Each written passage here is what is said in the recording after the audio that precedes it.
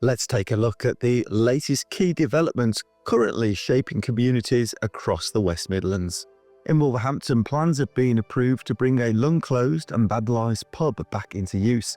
The former Royal Oak in Portobello is set to reopen as an Indian bar and grill, alongside 3 new one-bedroom flats. Councillors were told the building had attracted fly tipping, rats and antisocial behaviour while empty. Supporters of the scheme said reopening the pub would restore a valued community facility and improve the area, while planning officers concluded the changes would be in keeping with the building and unlikely to harm neighbours. Moving on to Walsall, there's been a dispute between a town centre food venue and the local council over planning enforcement. Rooftop food court, located on top of the Asda multi-storey car park, was temporarily closed after opening without planning permission. The council said the facility posed an immediate public safety risk, while the owners described the action as disproportionate and damaging.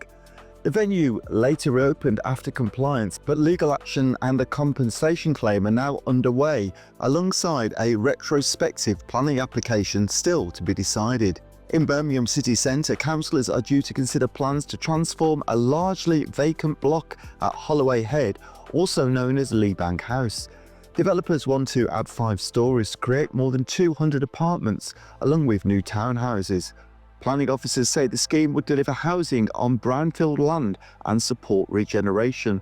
While some harm to nearby heritage assets has been identified, it's been described as very low and outweighed by the wider benefits.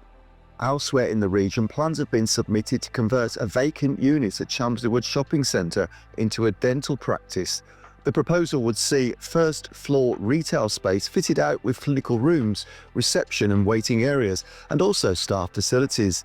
The applicant says the scheme would bring new professional jobs and add to the range of services available locally. The application, which includes adding windows for light and ventilation, is now being assessed by Solihull Council. On to Oldbury, and councillors have approved plans for a new primary school as part of the wider Brandhall Village development. The new building would replace an ageing and flood-prone school and form part of a scheme that also includes new housing and a large public car park. Across these schemes, councils say careful consideration has been given to planning policy, community impact and long-term sustainability. In several cases, objections were raised around heritage safety or local pressure on services. Decision makers say conditions and amendments are intended to address those concerns while allowing investment to move forward. And that's your roundup of the latest developments across the West Midlands.